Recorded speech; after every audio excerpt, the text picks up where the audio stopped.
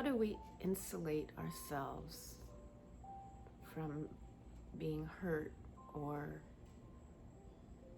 being influenced by others that may try and control us, and yet be open to experiencing our life on our terms?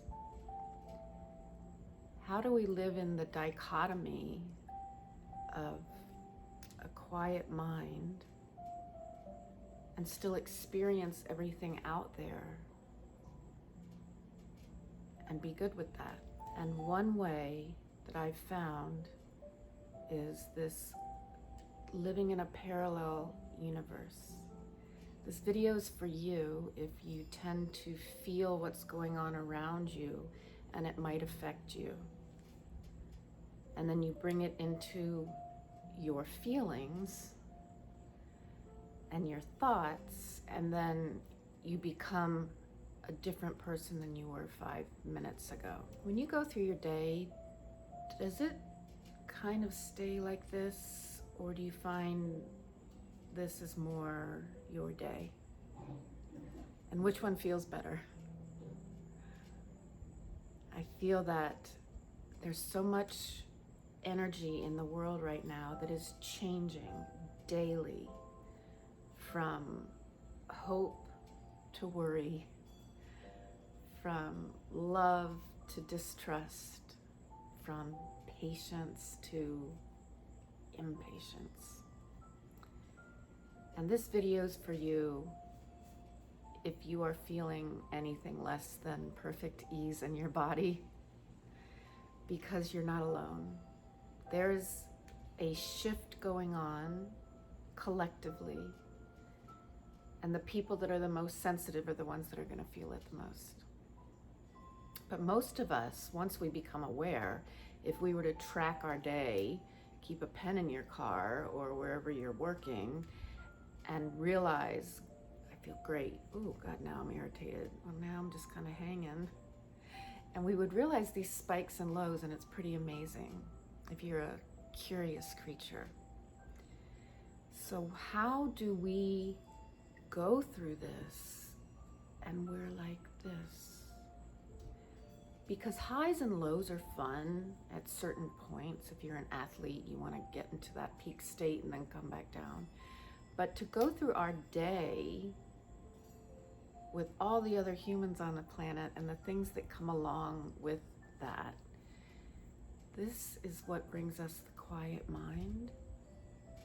And we can level up over time.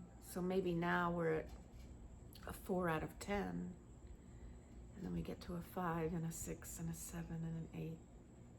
One thing that creates addiction or negative habits is, from the scale of 1 to 10, people that are in a state where they want to feel the 10 will do anything to find it.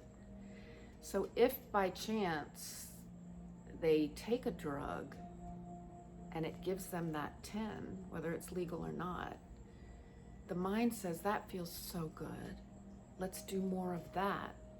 And then eventually, after a month or two, you can't go back to a 5 because it doesn't feel good. And so we have to artificially get back to that 10 somehow.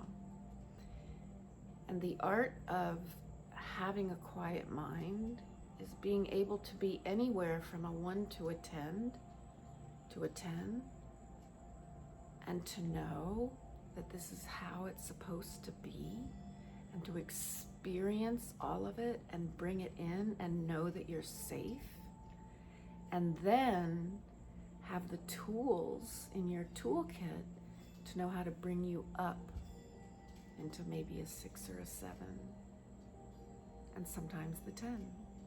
But we can learn to create a vibration within our body that our natural state isn't a 1, 2, 3, or 4, where we're floating a little bit higher. And one way to do this is to let it all flow through like water. So if I'm at a red light and the traffic is unbearable and I'm running late, if I take a breath in and say to myself, this is uncomfortable, I don't feel good, I feel like getting on the horn, when we can take that breath and say, what is really going on? I'm scared I'm going to be late. Are you really mad at the car in front of you for driving slower than you, or are you fearful of something that you're thinking? Because it all comes from inside. And once we shift the blame of how we feel from an outside source to in here and feel it, you're free, because now you can do something about it. So staying on the traffic line of thinking, how do we get around that? We say this is temporary. The most important thing is that you get to your location safely. The most important thing is that you don't hurt anyone else on the road.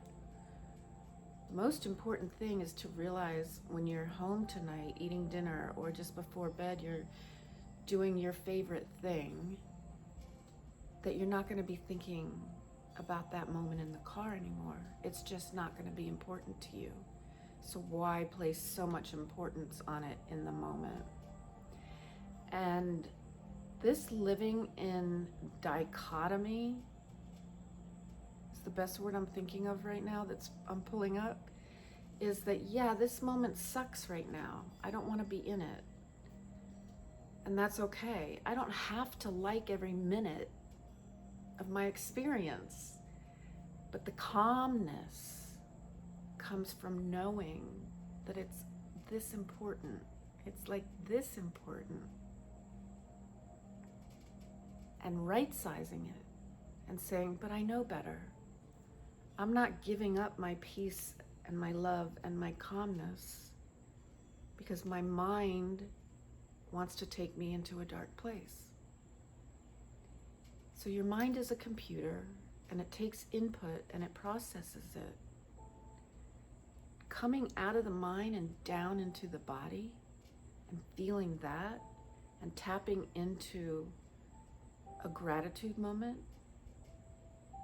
Wow, I'm breathing.